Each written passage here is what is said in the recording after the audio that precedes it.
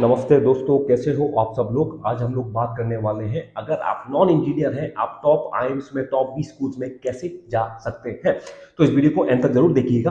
Before we move forward, मैं आपको बताना चाहता हूं कि मैं भी एक नॉन इंजीनियर हूं और मैंने बीबीए किया था, बीबीए स्लैश बीकॉम।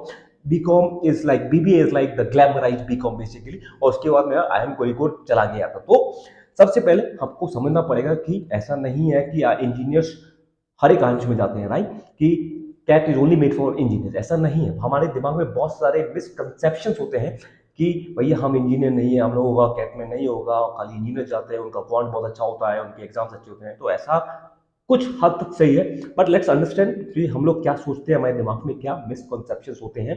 जो मैं आपको कुछ रियलिटीज बताता हूँ, 5-6 हार्ड ट्रुथ बताता हूँ। Number 1, non engineers can go. Of course आपको अपने दिमाग से हटा रहा है कि नॉन इंजीनियर्स के लिए बहुत डिफिकल्ट होता है, ऐसा कुछ नहीं है। नंबर 2, लोग सोचते हैं क्योंकि कैट एग्जाम में कौन आता है और जो इंजीनियर्स लोग होते हैं टॉप कॉलेजेस से आईआईटी जेईई का एग्जाम निकाल के जाते हैं, तो उनके लिए आसान होता है, कंपैरेटिवली आसान होता है बिकॉज ऑफ कौन पाथ। लेकिन आपके पास एडवांटेज है।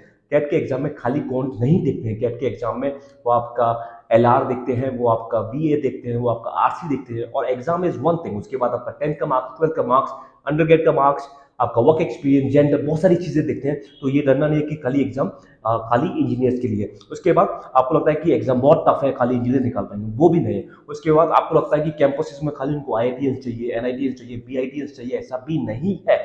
उसके बाद आपको लगता है कि इंजीनियर्स का प्रोफाइल टॉप प्रोफाइल होता है, हमारा प्रोफाइल टॉप प्रोफाइल नहीं है, तुम्हारा नहीं होगा, वो भी गलत। उसके बाद छठवां पॉइंट, इस सब this is all bullshit, right, this is all bullshit. In fact अगर आप देखेंगे जो कॉलेजेस में अगर आप जाएंगे, अगर आप कॉलेजेस में जाकर देखेंगे, जो पिछले 5 साल का 10 साल का ट्रेंड निकालेंगे। जब मैंने अपने कॉलेज से एमबीए किया था, एमकोरी कोर्स से, मेरे बैच में शायद 70 to 80% इंजीनियर्स थे।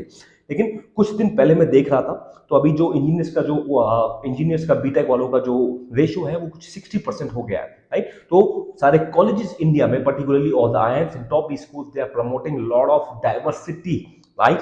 दे आर प्रमोटिंग कि नॉन इंजीनियर्स भी हैं। आपका ये एज है, अगर आप नॉन इंजीनियर है तो आपकी एडवांटेज है, तो use it to your best. Number 2, जो नॉन इंजीनियर्स होते हैं, ताकि चाहे वो कॉमर्स बैकग्राउंड से है, इकोनॉमिक्स से है, आर्ट्स से है, जूलॉजी से है, बी फार्मा से है, बीएससी से है, आर्किटेक्चर से है, और क्या बचा, और कुछ बचा क्या? अगर मैं आपका फील्ड भूल गया तो मुझे बताना।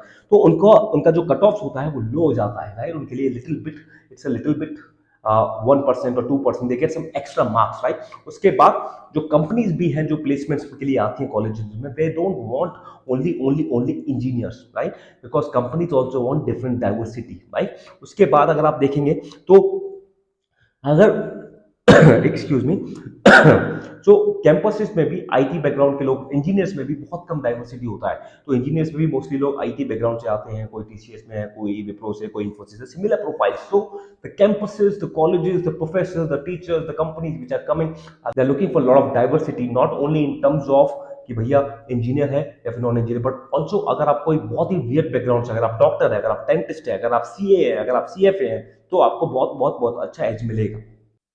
एक और चीज आपको देखनी है कि अगर आप जैसे नॉन इंजीनियर बैकग्राउंड से, तो आपका कुछ अदर फील्ड बढ़िया हो सकता है आपकी इंग्लिश बहुत अच्छी हो सकता है कि आपके पास कोई हेल्थ केयर का एक्सपीरियंस है, हो सकता है आपके पास कोई आर्किटेक्चर का, जूलॉजी का है, या फिर और कोई different I don't know, public policy का कुछ, इकोनॉमिक्स का कुछ है, जो कि आपको काफी ज्यादा हेल्प करेगा for finding very niche job after MBA. क्योंकि फॉर एग्जांपल आज की तारीख में हेल्थ केयर सेक्टर में people want people from health care background. So अगर आपके पास बीडीएस है, एमबीबीएस है, तो आपको बहुत बहुत बहुत ज्यादा फायदा होने वाला है। तो ये सारी कहानी है, मैंने आपको मिसकंसेप्शन बता दिया, मैंने आपको ये भी बता दिया कि आपके पास क्या क्या क्या क्या एडवांटेजेस हैं।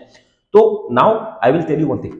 अब with all this information what you should do, पहली बात आपको समझना, लाइफ इज अनफेयर, ओके भैया, जिंदगी बिल्कुल फेयर इक्वल नहीं है।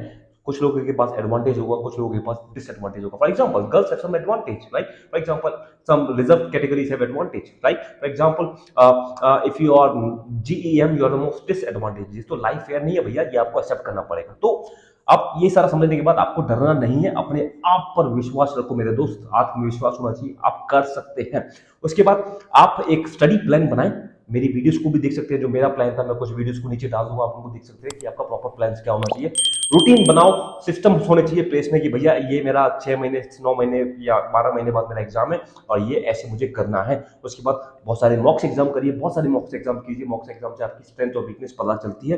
तो स्पेशली फॉर नॉन इंजीनियर्स, अगर आपको लगता है कि आपका कौन वीक है तो आपको उस पर डबल डाउन करना है, आपको उस पर और मेहनत करनी है, ठीक है। उसके बाद आप कोचिंग भी ले सकते हैं, ट्यूशन भी ले सकते हैं, उसके बाद आप अपना एक डिसेंट प्रोफाइल भी बना सकते हैं। सबकी मैं वीडियोस बना चुका हूँ बहुत सारी, इस चैनल पे जाकर देख लेना, ठीक है। और उसके बाद आप क्या कर सकते हैं, मेरे चैनल को सब्सक्राइब भी कर सकते हैं, इस वीडियो को लाइक भी कर सकते हैं, शेयर भी कर सकते हैं, राइट।